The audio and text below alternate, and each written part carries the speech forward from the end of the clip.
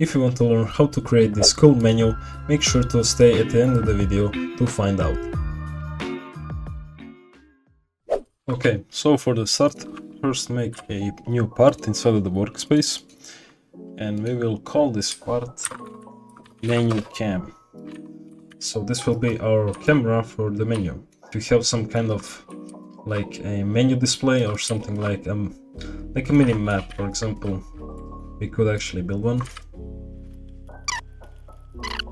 So for example, yeah, let's say this is a map. We could even spawn a character. I will build a rig and select my avatar. So yeah, this is my rig, so we can just put it here for, I don't know, to do something. Yeah, so this isn't necessary. You can customize this yourself later or whatever, or you can just put the camera somewhere on your map inside of your game. Okay, so this is the front side, and this is where our camera will be looking at. So it will look something like this. And then of course set the anchor to true, and you can put transparency to 1, so it's invisible. And you can also put Kenko light to false, but depends on where it is, it might not be necessary. But it does, I think, lower the lag a bit. I mean, it's just one part, so it won't really make a change, but yeah. Okay, so then after that we need to make a new screen GUI.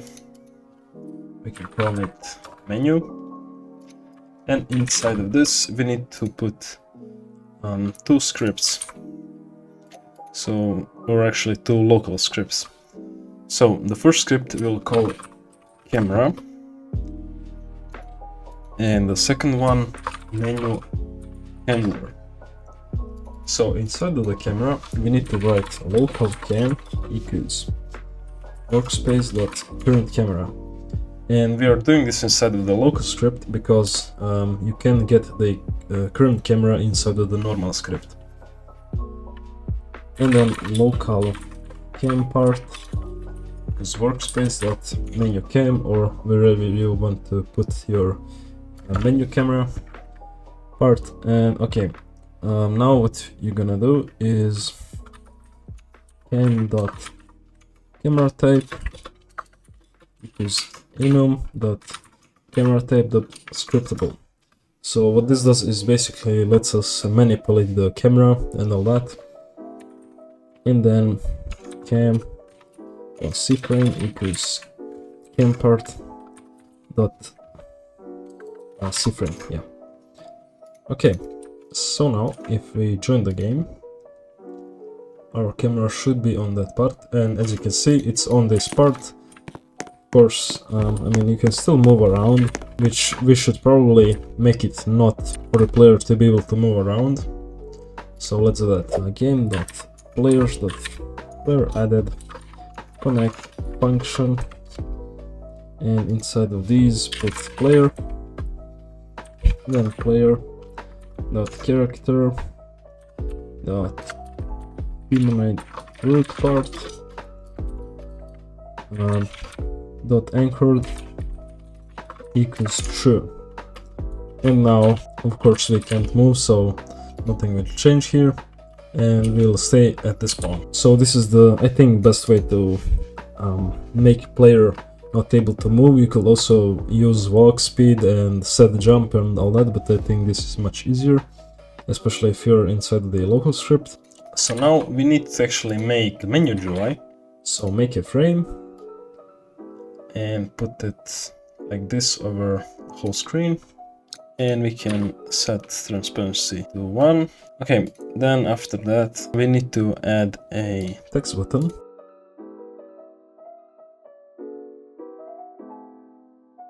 Then duplicate it, name this one to credits and the previous one to play. And we could also add, I don't know, a third button. What could it be for? We can do leave. So in case the player wants to leave or something, you can obviously customize these buttons like whatever you want. So now instead of the menu handler, we're gonna do is type local frame equals script.parent.frame, and then local play button equals frame.play, local credits button equals frame.credits, and then local lead button equals frame.lead. Okay, and actually before we continue, and this is not the necessary part, because if you have kind of like this like a setup here, you maybe don't want to do this if you want to be able to see what's on this, but I will add a blur effect. I will actually leave it size 24, this looks good, and let's rename it to menu blur. Inside of this we can add local menu blur equals game.lighting menu blur. Okay, I will make this with twin service, so let's say twin service equals twin get service twin service. Okay, and then first what we're gonna do is play, let's just change that into play button instead of a player button. I don't know why I typed it like that. Okay, mouse button one click, connect, and then function. Okay, so inside of this, well, actually, as you can see, the AI is already recommending us stuff, so we'll actually make that. So what this will do is create a new twin for the blur effect, and then it will make the blur size to 0 and make this frame invisible.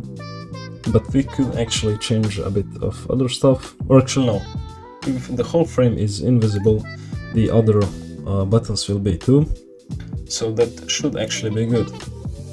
Oh, and also after this we want to obviously make the camera custom again. Up here add a local cam equals workspace.current camera, then cam dot camera type equals not error but enum dot camera type dot custom. So the custom is basically the default one. Okay, so now we are in the menu, and let's test this. Okay, and as you can see, that works really good. So when we hit the play, it just sets our camera back to the character, and it gets rid of the blur. Okay, but we obviously have credits and leave button, so let's do those. So for the credits button, dot mouse button one click, connect, then function, and before continuing, we obviously need to make the credits. So we could add a new frame, rename it credits frame, and we could maybe put it like here. Okay, and inside of this add a text label. Okay, I will just customize this, so see you after that. Okay, so this is my credits frame. Obviously you can customize it, add more text, other stuff, but yeah, this is what I will have for now, and we should make it invisible for now, and then go back to the menu handler, and down here we can type local credits frame equals frame.credits frame. Then we click on, when we click on the credits button, we could make a new twin source, so source create, and inside of this we need to put credits frame dot position, and obviously we want to move it. First make it visible again, and at the position and X, you can obviously change Y or whichever one of these you want, and I will put scale to 2, so it's moved off to the right side. and then go back to the menu handler, and let's make two new variables. First one will be position1, and that will be equal to udim2 dot new. First, let's copy this one, and then make a position2. Then inside of this, let's first paste this, and then inside of this, actually we can go back, and when we copy this, just put it again to the to scale to 2, and then inside of these brackets put the original position, and then drop down to lines, then twin service, create credits frame, twin info dot new, and inside of this put 1, and then these special brackets, and now these special brackets, and then inside put the position equals position1, because we wanted to go back to the original position, and then hit play. Oh, and of course we need an end. Okay, so now let's test this. Okay, so we have our menu here. Oh, and okay, one thing actually.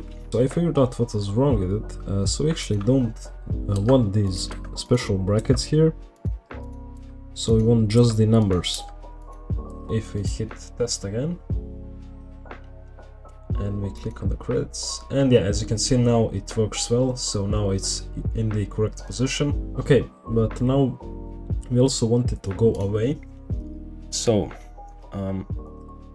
let's get our first position, paste it back, and inside of this we could make a new text button, and we can put it inside or outside, I don't know, it doesn't really matter, and call it close, and a aspect ratio constraint, so it's kind of like a box. So as you can see, to whatever size we put one side, it's also for the second side, and we can size it down and put text to X,